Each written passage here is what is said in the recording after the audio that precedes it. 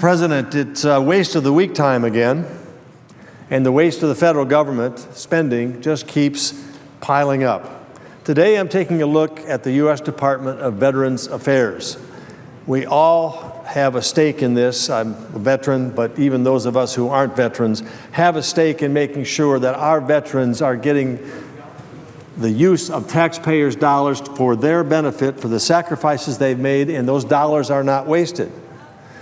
Over the past year, we have been hearing on this floor, and we continue to see the story after story of mismanagement that is plaguing the VA. Many of these news articles tell the story of our nation's heroes not receiving the care or the resources they've earned and that they deserve. And last month, just last month, I read yet another frightening headline, frustrating. Veterans Affairs improperly spent $6 billion annually, a senior VA official says. Improperly spent $6 billion annually. According to an internal memo written by the VA's senior official for procurement, the VA has been wasting taxpayer money by violating federal contracting rules to pay for medical care and expenses. Under law, VA purchases require competitive bidding and proper contracts. But testimony from Deputy Assistant Secretary for Acquisition and Logistics Jan Fry before Congress last month reveals that just the opposite is occurring. So the medical care and the supplies that our veterans need for their medical needs are being compromised at a level of $6 billion a year. Mr. Fry wrote, and I quote, "Over the past 5 years, some senior VA acquisition and finance officials have willfully violated the public trust while federal procurement and financial laws were debased. Their overt actions and dereliction of duties combined have resulted in billions of taxpayer dollars being spent without regard to federal laws and regulations, making a mockery of federal statutes." End quote. An example of this violation is found with VA purchase cards. Typically, VA uses these cards for smaller purchases of up to $3,000, according to the rules, regulations, and the laws. But they were inappropriately used to buy billions of dollars worth of medical supplies without contracts or oversight.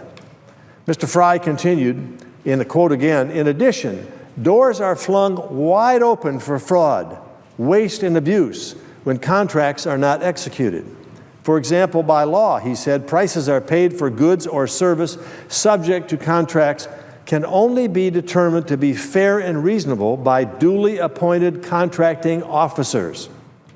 I can state," he said, "without reservation that VA has and continues to waste millions of dollars by paying excessive prices for goods and services due to breaches of federal procurement laws." End quote.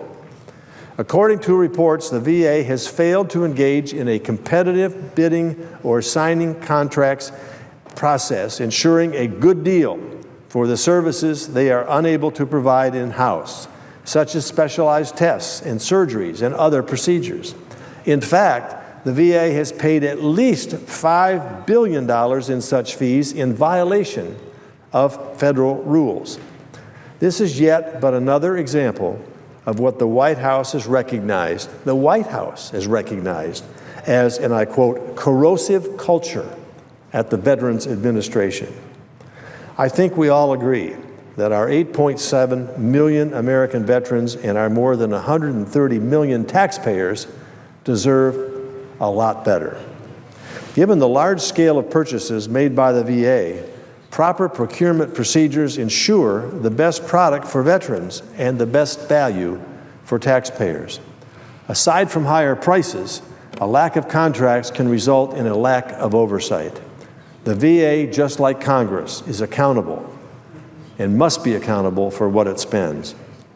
Now, I understand the incredible pressure the VA has been under with the recent influx of new veterans, and I appreciate the good work of many people who work at the VA.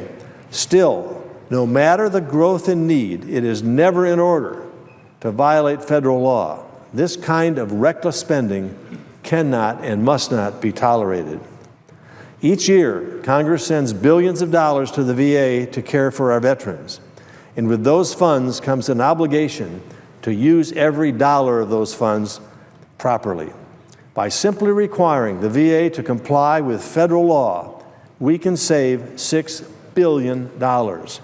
This is a simple fix with large results, and we should take it. So today, I'm adding an additional $6 billion to our ever-increasing gauge of money that is wasted, of taxpayer money that comes to Washington and is spent for improper and unnecessary purposes. We're now 2/3 of the way to our goal of $100 billion. We're going to be doing this every week as long as the Senate is in session.